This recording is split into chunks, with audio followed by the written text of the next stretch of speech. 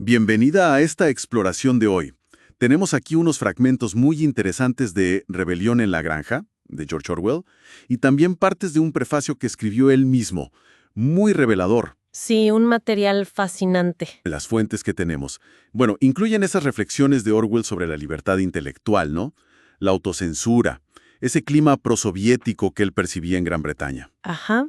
Y claro, momentos clave de la novela misma, de la fábula. Momentos cruciales, sí. La idea hoy es tratar de desentrañar ese mensaje de Orwell sobre cómo el poder puede, bueno, corromper los ideales, ¿no? Los de una revolución. Y también entender un poco ese contexto de presión intelectual que él sentía. Claro. Y quizá ver por qué optó por una fábula, algo más universal, en vez de, no sé, una crítica política tan directa. Es que fíjate, parece que Orwell tenía esa intuición, ¿no? De que si ataba la obra demasiado al contexto inmediato, a su crítica a Stalin o a las tensiones internas británicas, pues iba a limitar su alcance. La haría menos perdurable, quizás. Exacto. Buscaba algo, un mensaje más abierto, aplicable en distintos tiempos, en distintos lugares, casi como un acto de rebeldía contra esa misma limitación que él criticaba. Qué interesante eso. Bueno, empecemos por ahí, por esas reflexiones del prefacio sobre la libertad de prensa, la autocensura. ¿Qué era lo que más le preocupaba a Orwell? Pues mira, él describía una atmósfera donde criticar a la Unión Soviética era casi un tabú entre muchos intelectuales británicos de la época. Impensable, ¿no? Sí, sí. Y da ejemplos concretos, ¿eh?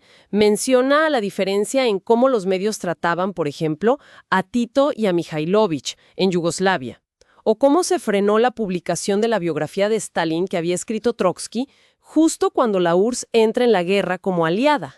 Claro, el contexto político mandaba. Él hablaba de una ortodoxia, no impuesta por ley, sino por una especie de consenso tácito muy fuerte.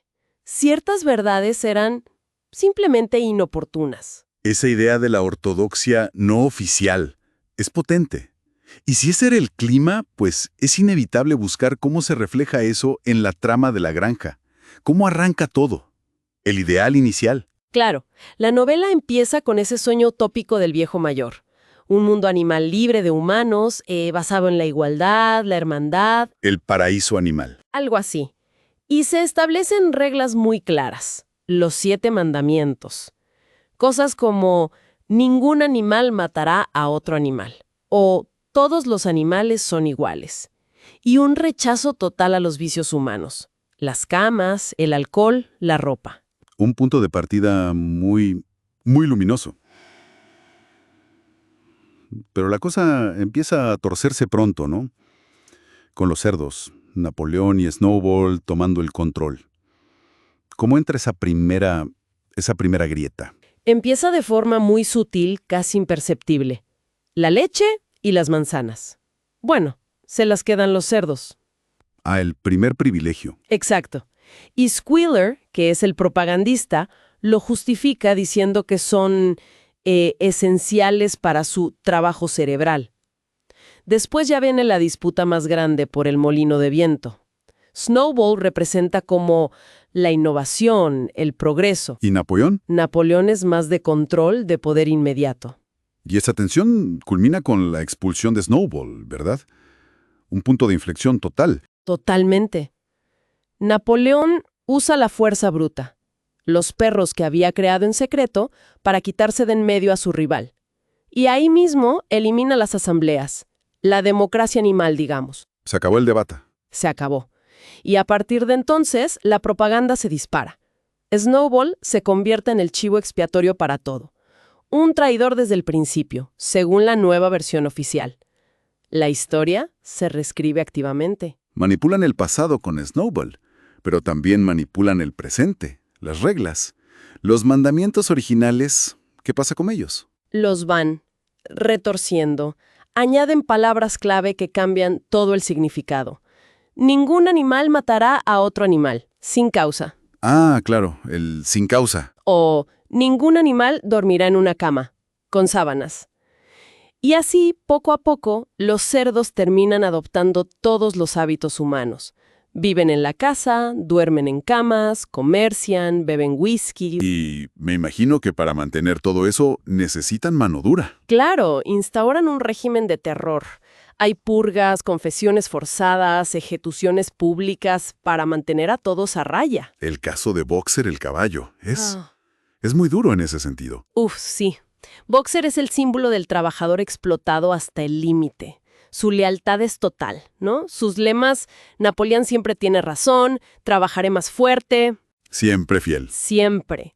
Pero cuando se pone viejo, enfermo y ya no sirve, lo venden al matarife, al descuartizador. Terrimi. Y Squealer, encima, inventa toda una historia sentimental sobre cómo murió en un hospital, feliz, con últimas palabras de lealtad a Napoleón. Es desolador. Realmente. La lealtad máxima pagada con la traición más absoluta. Un símbolo potentísimo. Y supongo que esta falta de escrúpulos llega a su clímax en la transformación final, ¿no? Así es. Los cerdos acaban caminando en dos patas, vistiendo ropa, llevando látigos, hasta hacen fiestas con los granjeros humanos. Increíble. Y el último mandamiento se reduce a uno solo, terriblemente cínico. Todos los animales son iguales, pero algunos animales son más iguales que otros. Uf. La escena final, con los otros animales mirando desde afuera, sin poder distinguir quién es cerdo y quién es humano, cierra perfectamente ese círculo trágico de la revolución traicionada. Este repaso nos deja una imagen muy clara, ¿no? Ese ciclo donde la lucha contra la opresión termina generando una nueva tiranía, a veces incluso peor. Y vemos las herramientas de siempre.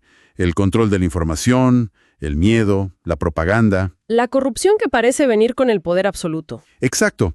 Y ahí es donde todo conecta de vuelta con el prefacio de Orwell, ¿verdad? Directamente. La forma en que los cerdos manipulan la verdad, silencian a los que no están de acuerdo, reescriben la historia en la granja.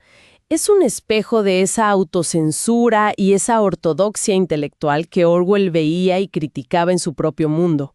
La fábula como reflejo de la realidad que él percibía. Justamente, la fábula se convierte en un espejo crítico de esas dinámicas de poder, tanto en la ficción como en la realidad que él vivía. Queda entonces una pregunta en el aire, ¿no? Una reflexión final para quienes nos escuchan.